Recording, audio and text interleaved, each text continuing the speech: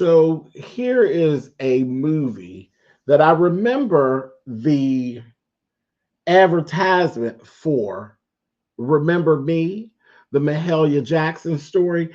I remember the advertisement because, of course, you all know that I absolutely love Lettucey. And I just never got around to it. And I was going through my Hulu, and there it was. And I said, let me go ahead and partake in this story of Mahalia Jackson. And I am so glad that I did. I was upset with myself at the fact that I let it slip off my radar because it was definitely an enjoyable time. And we're going to talk about it. Remember Me, the Mahalia Jackson story. And you'll see how this kind of wraps into my own story. It was really a nice trip backwards, if you will. Let's get into it.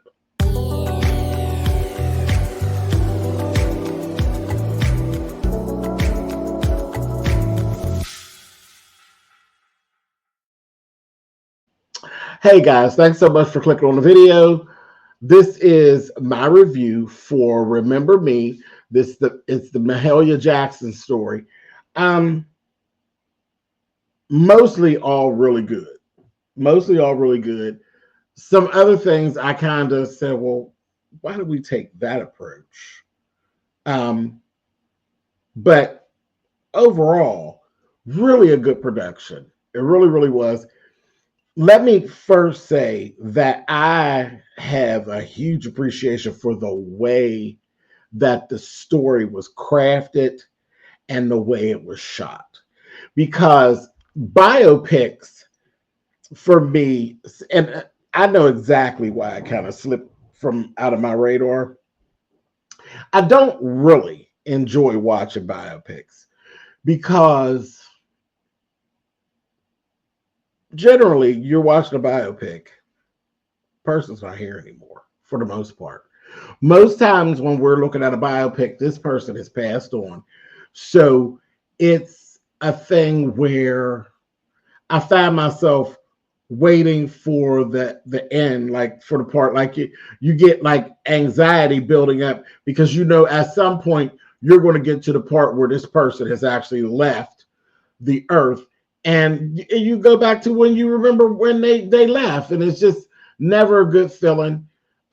Death is inevitable. We're all going to do it at some point, but it's not fun. It's not fun. I mean, that's it. There's no fancy way for me to say it, no cute way for me to get around it. The whole part that they're going to die toward the end of the movie is just soul stirring, especially when it's a person that you really like the Whitney Houston story. I don't even want to watch that because, again, I one time watching Whitney leave here is enough, and the other biopics. That's just my thing. That really is my thing. Even with the Clark sisters. Now, all of the Clark sisters are still here, but their mom, we had to go through Miss Maddie Moss Clark, transitioning. So there's always going to be some bad part that you're just waiting for. That's kind of like watching Lifetime movies. There's always something bad. There's always something bad, but generally something good in there too. But there's always something bad in a Lifetime movie. You be waiting on it. It builds an anxiety. So this was the part, and I still had that angst going on with Mahalia Jackson. But there's just so much about Mahalia Jackson that is, I didn't really know her story. I know things about her, but as much as I love music and stuff, and I love gospel music and all of that, and I'm a believer, I didn't know much about her story. Here's what I know of Mahalia Jackson. So we're going to kind of bounce this, okay? So I'm going to tell you what I know and what part of my life that she played in, okay? before I get to that, I'm going to go on back to the way the story was crafted. They crafted this in such a way. She basically is doing an interview. She's doing an interview, and it lessened the blow of what was really going on because you really don't figure it out till you're like way in that she's basically doing an interview, and it's kind of like a heavenly interview. It's just an odd, like a really odd interview. She's dressed really nice, and she's sitting there. She looks really good, and it's a guy with a British accent, and she's doing this interview with him, which tells you right away she wasn't just popular here within the States, but she was popular around the world, which is one of the things I didn't know how popular she actually was during the course of her career. I didn't know. I think I just had it in my mind that she literally just got that popular once she was gone and she was a legend. And no, she was actually that popular. She was that girl. She really, really was. She would travel in and out of the country and all of the, even way back then during segregation and all that, she was traveling in and out of the country, sharing her gift and spreading the word. And that was always one of the things about her, is that she represented what the gospel really was. I knew that she would not sing secular music. She would not perform in secular clubs and things like that. She was truly the gospel as it's supposed to be, or as it's said to be. I always knew that. I always knew she was always a thing at my house. Okay. My great grandmother, she was my great grandmother's favorite artist. And as a matter of fact, she was the only artist that my great grandmother had her records. She ain't had nobody else's records.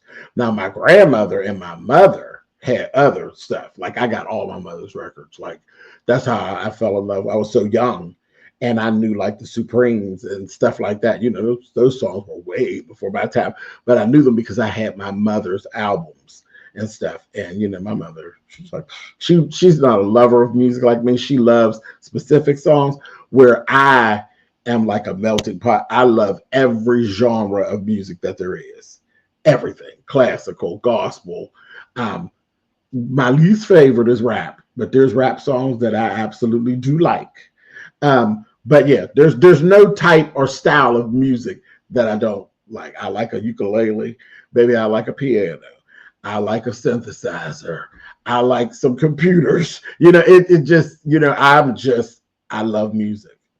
Music is a big part of my life. But she was always in the house. There was always pictures. And it was a thing with Mahalia Jackson with me that it always seemed as though she was always old. In my life, she was always old. She was like always this older woman that looked like a mother of the church. Like that. That's what she looked. You look at the album covers, you be like, look at her. You know, you like, look at her. She always looked regal, and she always had that stance, and she gave you mother of the church, but she was a little something extra. She was the mother of the church, but she was something extra, which naturally she's like the minister of music. She's, you know, as powerful as the one bringing forth the word. She brings forth the word in a whole nother way. So she was definitely to be looked up to. And I always knew that. Like, I always knew that. I always had that feel about her. I've told the story before. My great grandmother is not my favorite person. She was kind of mean. Okay. She was kind of mean. But in my life, I realized right away that most people that I knew didn't have a great grandmother. I mean, they had them, but they were all dead. And I had my great grandmother until 1997. I was completely grown. She was 97 years old when she transitioned. Like I said, our relationship, but baby, I siphoned knowledge off of that woman, just like she was an old Chevy and I needed gas, baby. I made a She didn't care for me very much. I mean, that's part of my story. She didn't care for me very much.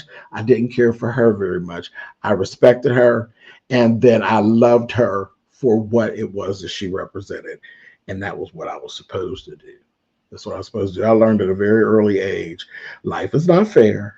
Okay. And that's another story for another time. I'm not going to sit here and do it. I have a book. I've written my memoir. It's called Boys Like Me. You can pick it up at Amazon.com or anywhere else that you can actually purchase books. Okay. It's on paperback and it's also on Kindle. If you want to find out more about my growing up and all of that and the details of that, you can actually find it. But again, like I said, I knew from a very early age that I didn't care for her very much. She didn't care for me, but I was supposed to respect her. She stood for something that was special, and she was a wealth of knowledge.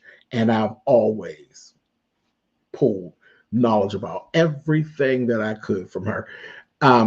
I couldn't be, don't matter whether I liked her or not, I couldn't be who I am without her. And I've always been smart enough to know that that was the truth. She is my grandmother's mother. Now, my grandmother is my favorite person to ever walk this earth.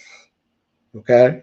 So naturally, my grandmother wouldn't exist without my great-grandmother. But my great-grandmother could cook. My great-grandmother knew about keeping house. My great-grandmother knew about keeping her hair together. All the things that I'm actually good at. She was like the beginning of all that stuff. And when I look down at my legs, they look just like hers. That's a whole, again, go read the book. But my legs, I got a nice set, baby. And when I look down, they don't look like my daddy's legs. They don't look like my mama's legs. They don't look like my grandpappy's legs. They look just like my great-grandmother's legs. So I'll tell you a little bit about the story. A little bit why she ain't like me too much. Whatever. That's another story for another time. Go get the book. Okay? Anyway, but this was the thing. When I think Mahalia Jackson, I immediately think my great-grandmother, Sally Mae Wesley. Okay? So that is just been all my life. When I think of one, I think of the other. But again, don't know so much about her. I just knew she was a favorite, that she was a staple at my house. I knew her songs. And it was always strange to me that she was always really, like, when people think of her, they think that soon I will be done. And it's like, that's the funeral song. But what a song. It is. I know what it's about. I know what it's used for, but it's just that type of song, that it just is what it is, and it was always going to stand the test of time. It just kind of is what it is. It really says everything. And nobody can actually sing it the way she sings it. Nobody. So those are the things that stick out about her right away. Now, strangely enough, I absolutely love Lettucey. Lettucey actually plays Mahalia in this movie. And Lettucey is a very good actress. Very good actress. And she's a dynamite singer. And her voice is very unique. When she's singing the songs in the movie, again, Mahalia is Mahalia. I don't think anybody sounds like Mahalia Jackson. I remember Kelly Price was always called Baby Mahalia. I remember when Kelly Price first came out and they coined her Baby Mahalia. No. It's funny how those titles get thrown around, and I very rarely agree with those titles. Like they say, Brandy is the vocal Bible in whose house? Because not in mine. She ain't no vocal Bible to no Bible that I know of. You know, she's just Brandy. She's good. I ain't taking nothing away from her. But a vocal Bible, not at all. Not at all. Now, the voice, which is Whitney Houston, I totally agree. But that's about as far as we're gonna go. That's about as far as we're gonna go. And she is an anomaly, but there is no other than Whitney Houston. Whitney Houston is a once in a lifetime. Mahalia Jackson is a once in a lifetime. Kelly Price, by all means, is a phenom, but she's no Mahalia Jackson. First of all, her stature, and her overall aura and her is not Mahalia Jackson at all. At all. Reality TV. Some people should have never did reality TV, and Kelly Price is one of them. She is definitely one of them. So no, I can't give her that. But she is a phenomenal singer. I don't think there's only one Mahalia Jackson. There's only one Aretha Franklin. The Queen of Soul, I go for that. James Brown, Godfather of Soul, I go for that. Seldom imitated, never duplicated. That's just the way that goes. Okay, but we ain't gonna go through all that. Columbus Short. I don't know how I feel about Columbus Short as an actor. I think he's just okay. But in this, he was a phenomenal Martin Luther King Jr. He did a very good job as Martin Luther King Jr. And he does look like the younger version. He looks like Martin Luther King's son, actually. He really does look the part. Another thing that I actually did realize in this movie, we got to actually see Mahalia Jackson, and she's not old. Because I always see her, she's old. Like all my life, she's been old. Like she's been an older woman. But she was stunning. She was literally stunning. She's stunning. And you know who she looks like? Dana. Dana looks like Mahalia Jackson. And by Dana, I'm talking about Queen Latifah. She favors Queen Latifah when she was younger, like when she's in her 20s and her 30s. She looked like Queen Latifah to me. Absolutely stunning. Because Queen, say what you want, Queen Latifah is beautiful. She's absolutely beautiful. But when I look at that picture, I said, she looks like Dana. I said, oh my God. Again, all the albums and stuff, she's this older woman, this older church woman, and she's always dressed very, older, but you've seen it for yourself. Absolutely stunning. She was a beautiful woman. New Orleans. Beautiful. She's beautiful. And that was that. She had one brother. And they lived in a house, and it was like cousins and stuff that lived in the house with them and all of that. Then we had Corbin Bleu actually played Cab Calloway, and he was an excellent Cab Calloway.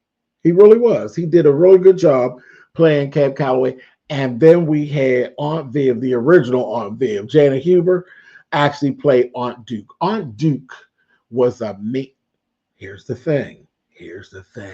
She was mean. She was like that mean old family member that was going to take care of you and make sure you good, but mean as a goddamn black ass rattlesnake. That was Aunt Duke. Aunt Duke is actually who Mahalia was named after, I believe. But they called her Aunt Duke. And it was played by Jana Huber. After Mahalia's mother passed, because she was young. Her mother was a young woman. She's like 40. And she passed. And, she just was saying that she was tired or whatever. And she went up to lay down for a minute and never got back up. Died right at the house. And her dad just kind of went into a tailspin. He was trying to keep the family, keep money going and everything. And they had a really good life. Like they lived there with their cousins and all of that. It was like a whole, little family unit they had going, and they were there and they were making it. And her mother worked outside the home and everything. Her father was a minister as well. They knew that she could sing. Her mother was already, having her sing, and she was singing. They knew that she had a gift. She had a gift because she used to tease her one cousin and tell her, "Don't be teaching her none of that stuff from outside, none of that old stuff." Okay, but they were bound in the word still. Um, they had to go and live with Aunt Duke. Okay, her and her brother went to live with Aunt Duke, which is her father's sister. And baby, from the first moment getting in there, she just was mean. She was just mean. She was a dream crusher. I'm sorry, Aunt Duke was actually her mother's sister, not her father, her mother's sister. She was mean. She was mean. She didn't live as well. The house wasn't, it wasn't anything like what they came from because they were doing really well. It wasn't anything like where they came from. Um, and she was a dream crusher. Her mother actually had dreams of being a dancer, and we found out later that Aunt Duke was the one who basically crushed her dreams. So I ain't nobody interested in seeing no nigga dancing around. That ain't never going to happen. The white folks don't want to see you doing that, but that's not the truth. Aunt Duke was just Aunt Duke. She wasn't talented, and she was just evil, and she was crushing folks' dreams. And we found out she did that with Mahalia's mama. And then she come through and she was working on it, trying to do it with Mahalia. Her brother, I think his name was Christopher, he got away. He ended up leaving. You know, he got a certain age and he left one out. And then Mahalia, as you could see it, you could see talent. She danced and she loved music and she could sing. Aunt Duke didn't support any of it. The other auntie, the other sister, she had moved to Chicago. That's the one that lived in the house with them. She had moved to Chicago, and was, things was different. It wasn't so segregated, and it wasn't as bad, and blacks were treated better than how they were treated down there in New Orleans and this, that, thing, and the other. And she ended up coming, and she told her, "I'm going to take you. You held her long enough." She held her probably close to like maybe, I'm gonna say 9 or 10, 8 or 9, and somewhere between 8 and 10 years. She was like a full out teenager. She's grown by the time her aunt come, and she told her, honey, that Aunt Duke told her at first, she ain't going nowhere. She ain't going nowhere. You're not gonna fill her head up with them dreams and shit. Oh, she want to be some singer for the white folks. Dang, you ain't never gonna make it. Don't want to hear no nigga singing. She was just a Debbie Downer. She's just bitter, child. Just old bitter Blanche, honey. And she had no kids of her own, thank God, honey. But yeah, the brother went on and he was fine. And then Mahalia actually ended up, she sure told her over my dead body, honey. And she said, well, so be it. But she told her, well, go ahead, go on, take off. She was mean. But she took her and she never looked back, honey. She ended up being producers and this, that, thing, the other.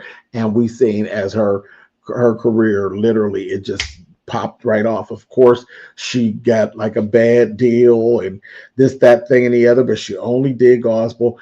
The recording company ended up dropping her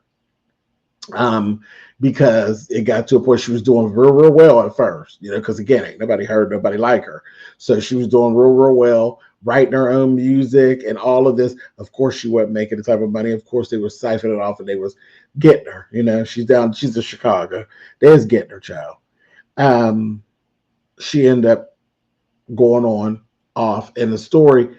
It just, as it's going, we're basically seeing that it keeps flashing back to these, it looks like flashbacks, basically. Like she's in this interview, she's doing these flashbacks.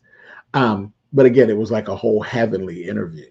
It was flashbacks, all of it, the whole thing. I love the way that they framed it, the way that they molded that story. When we first come in, we basically are seeing this backdoor entrance thing. She literally was the headliner. She just never did get used to that. The fact that you're the headliner for something and they're having you go through the back door to enter, to sing, and you're the headliner. You ain't opening the show. You're the headliner. And once you've been overseas, it wasn't like that overseas. So coming back, it's like culture shock, and you just see how disgusting that it really is. You know what I mean? And that whole thing. So we seen a lot of that. Um, yeah, I really liked that. One thing that I did notice, maybe we breezed right on past the first husband. I ain't said nothing about her first husband. I didn't realize she was married twice. She never had any children of her own. Never had any children of her own. She had the first marriage, don't know what that was all about, but she had this second marriage. That's where they actually zoomed in on. And the second husband was a cheater, and he wasn't too hot. He was a cheat, and he was a leech, and he was a failed musician, and she basically was his meal ticket. And then he had a lot of nerve, and she kept getting bigger and bigger, and she'd be gone. And baby, he had him a side woman, and he got like guys do, and just bold and brazen. And she found out, and then she had her assistant. She's real close with her assistant. Um, and they loved each other. You know what I mean? She was like a sister to her. And she that was like the hardest thing when she had to tell her, she said, yeah, I got phone calls about this, I got phone calls about that. That was like some of the stuff. Like, she literally had a job opportunity to sing in Vegas. She turned it down. $25,000 all the way back then. We talk about like the late 60s, early 70s, 25 grand. You know how much money that was back then? I'm born in 72. 25 grand, baby. She turned it down. She said, oh no, baby, I'm not going to be nowhere. She wouldn't sing nowhere where they served alcohol.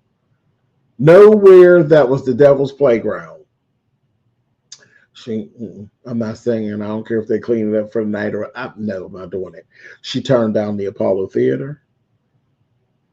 So, she just did things the way she did them. And that's what she had promised her father, about what she was going to do and how she was going to do it. And she kept her word, baby. She didn't sing no secular music. She didn't play that. Everything was about the Lord, honey. I said, okay. And if you follow anything about gospel music, gospel music has come a long way, and it's an uphill fight. The Clark sisters, if you haven't seen that, go see the biopic about the Clark sisters. The church gave them the absolute blues about performing, like literally about doing the Grammys. The Grammys. They gave her, their mother and them the blues. Gospel music has come a long way. They have gotten... they've loosened up. They're back then there wouldn't have been no Mary Marys and no Kirk Franklins, baby. They wasn't having that. Not even no Donnie McClurkins. They didn't know. No. You had none of that wasn't going on. So, like I said, they breezed past the first husband. I did some research. I found out the first husband was literally, he was a gambler, and he wasn't good at it. And he wanted her, he was trying to pressure her into singing blues. Because again, that was during the period when she got dropped from her label and stuff, because they wanted her to switch over and do secular, and he wanted her to do it. And she's like, I'm not doing that. I'm not doing that. I'm not going to do it. I'm not going to do it. So that was that. Now, even when she's with the second husband, after she kind of found out that he was cheating on her and stuff, she stressed, because there's stress. They ain't say it, but there's stress from that. She would battle with like blood pressure, and she had some diabetes going on, all of that going on.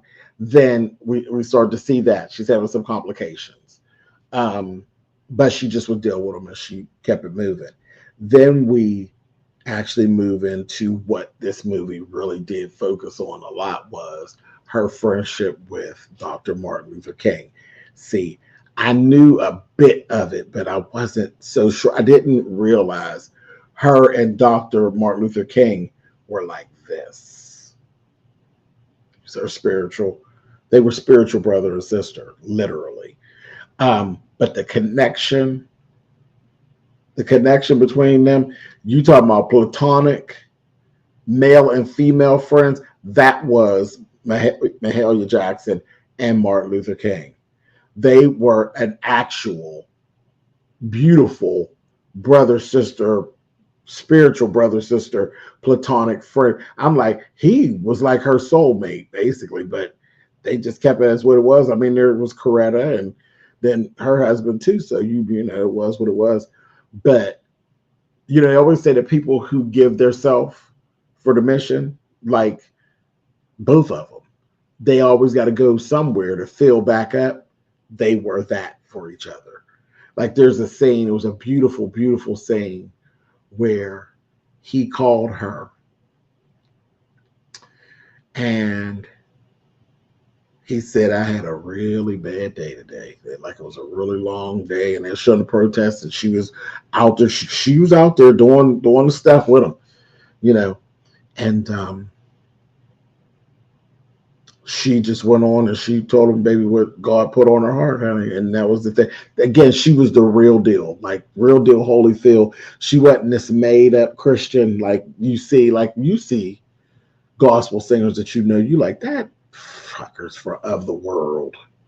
You know, you got a gift. God gave you a gift to bring forth, but you personally, you're of the world. She wasn't. It was like very believable, but I remember that. You could hear that in the music and you could just see it when you see video of her and stuff. You could just see it. You could see it and you could feel it all over her. But she said, you know, God will tell her, God give her a message. People who are really covered in the anointing, it happens. God talks to them. That's why they are that. They are anointed. They're special. And it was like she just knew. He said he had a rough day. She was starting a conversation with him. Well, what's going on, Martin? How you feeling, Martin? This, that, the other. And it's so funny to hear someone call him Martin. Like, you know, everybody run around calling him Martin Charles. Coretta. You know, so it was like, oh, yeah, because everybody's always Dr. King this and Dr. King that. Martin, honey. But he told her, and she was talking, and then she stopped talking, and she said, this is what I got. And she started singing to him over the phone, baby, and the tears was just rolling down his face. And before I knew anything, the tears rolled down my face. I said, Lord have mercy. But she was singing this song, honey, and I said, okay. And, you know, it was Lettucey, because Lettucey do that to me anyway, baby. I would see Lettucey. She had me a teary-eyed mess. But anyway, she's singing to him and stuff and all of that. That was just, it really depict their friendship. I said, that's so funny how, I mean, they are what they were supposed to be, what God intended them to be to one another. But it was like, they're like soulmates, really. The way they just got each other, you know what I mean? But I think it's because they weren't, you know, engaged with one another that way. It was just what the relationship, what God intended it to be. And that was, unfortunately, that was actually the last phone call that they actually had. And he told her about how he was having dreams and this, that, and the other before he even wrote the speech. That the famous speech about I have a dream one day. He literally did have a dream. He wrote what actually happened. He laid down and he dreamt it. It was a vision. So it wasn't just him just making up nothing. He literally had a dream, and in the dream, everybody was all united. And he had told her about that. And leading up to that, it was like he basically knew that his time was coming to an end, but he didn't like speak freely of it. And the next thing you ended up seeing, you seen her get the phone call. Her assistant got the phone call. She came and Mel was she's getting ready for something, and she's getting herself together. And that's what she told her, you know, that Martin got shot. He gone. Maybe they got him, and he's gone. This, that, and the other. So that was like terrible. I was like, we still had to live through it. And I was sitting there. I was waiting for the song, and they played it in the background. Like you could hear it in the background, but there was no funeral scene in the movie. And I was like, wow. I'm like, y'all would have a funeral scene, but they didn't do a funeral scene because I thought for sure they were going to do a funeral scene of her singing, but she didn't actually sing at Dr. Martin Luther King's funeral. She actually sang at a service after the funeral, which was held outside. And she sang Precious Lord, Take My Hand. And that's why I said he knew he was going. He had left a message with musician Ben Branch that he wanted that at his funeral and for her to sing it. Naturally, there was nobody else who was going to sing it, but she sang it after the funeral, like I said, at a service outside. I found that in my, that wasn't in the movie. I found that in my travels afterwards. Like I said, she was already having some things and some things was going on. She had sarcoidosis, okay, which is basically an inflammatory disease that is caused by the immune cells that they're forming lumps around your organs. So basically, your immune system kind of fights backwards against you. And like I said, she had complications with diabetes and blood pressure. So once Mart was gone, the movie didn't go too much longer after that. She went a little bit after that. And her death scene, oh my God. Her death scene, it was very touching and it was hard to watch, but it was beautiful at the same time, if that's even a thing. And if I gotta go, I can do it like that. I can do it like that. Because it was peaceful. Like she's going through whatever she's going through. You can see she's transitioning out. And her best friend was there with her. And that, I think it was probably harder on the best friend than it was on Mahalia because she was in the light. And you could see like her life playing back. She wasn't asleep. She was woke. And you could see her as she was just looking up and like a baby looks up and the baby's looking at angels. Because that's what's happening when you see little babies, brand new ones, and they be doing all that chit chat, not talking, and you know they ain't talking to you. You're talking to the angels, just as who we've been hanging out with. So they're making their way over here with us, but they still are attached. And you could that's how she was doing, and you could see like everything you've seen in the movie playing back. Her with her mom, her with her daddy, her like first signing her first contract, her traveling, like all the good stuff,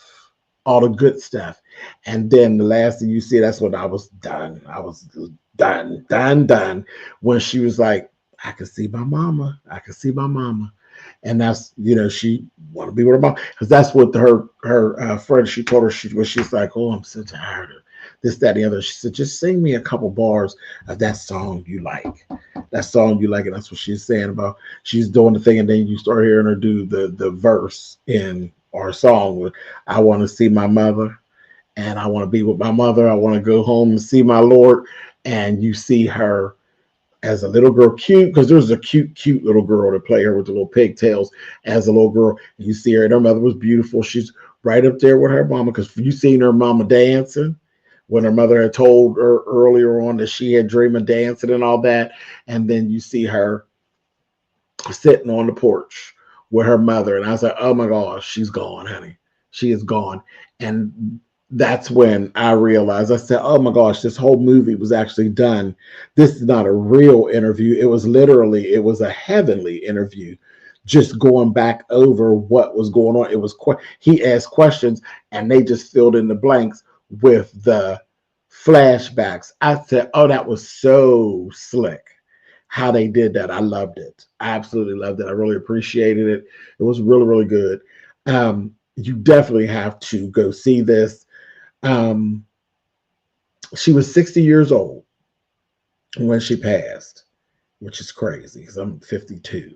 Just to think, modern medicine is something.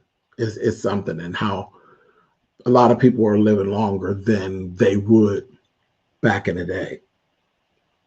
Because naturally, she's sarcoidosis and blood pressure and diabetes. There's medications that she probably would have lived a whole lot longer. But yeah, she ended up, she did get rid of the second husband. She finally had enough of him, got rid of him. Here's more information I found out in my travels. So she never had children of her own. She had a boy that she met on the streets one day that she actually took and raised as a son. So she actually did have a boy, and she had a girl.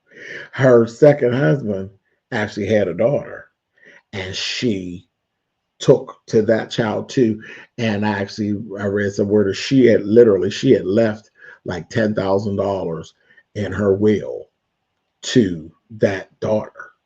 So just like her mama had a boy and a girl, she ended up with a boy and a girl, because you don't always have children and you still end up raising children in this life. So yeah, Mahalia actually had a boy and she had a girl of her own pickings. Yeah, so she didn't miss out on a thing in her life. And as they put it, she basically had a really good life. She had her ups and her downs. She had her trials and her tribulations. So she had her testimony all there, and she literally lived for the Lord. I think that's basically the one time that she was ever actually in a nightclub is when she met Cab Calloway. It was like the day that she actually signed her first contract. Some friends took her out there. She met Cab Calloway that day, and he met her and said, I believe you're gonna be a big star. Never heard her sing or nothing. They just introduced themselves, and she got to meet him, and she seen him performing, and she was like so blown away with him and his singing and all that. And he told her, he said, "What's your name?" She said, "Mahalia." And she said, "I sing gospel. I sing for the Lord, this, that, thing, and the other." And he told her, "I got a feeling you're gonna be a big star." And he was right. He was right. Here's the thing, though. I'm gonna tell you this, and then I'm gonna get out of here. Same thing that happened with Dr. Martin Luther King. After her service for her funeral, "Precious Lord, Take My Hand" was sang for her as well, but hers was sang by Aretha Franklin. Now get with that. All right, so like I said, go and see this. This is I know it's available on Hulu, but the name of the movie is Remember Me. It is the Mahalia Jackson story. Ledisi plays Mahalia Jackson. Y'all see her there? Absolutely beautiful. Absolutely beautiful. I really, really enjoyed it. It's definitely something that I'm sure I will watch again. It was really good. And like I said, I've told you what she played, the part she played in my life indirectly. And it was so interesting to find out other things about her. And it's so funny all these years later that I never even went looking for that information until now. I think I had enough memories and there was enough to keep me satisfied with my life with her that I didn't even need to know anymore. But now that I know, it's very, very interesting. Very interesting. And I'm glad I actually did find it out. So that's that. Go and see Remember Me, the Mahalia Jackson story. I promise you, you will enjoy it. All the music is wonderful because, again, ain't but one Ledisi. And baby, she could sing. You understand me? She could sing. So take a look at the movie, guys. Thanks for listening. I'm SpillitBoyTV, and I will see you all another time. Y'all have a good one. Bye now.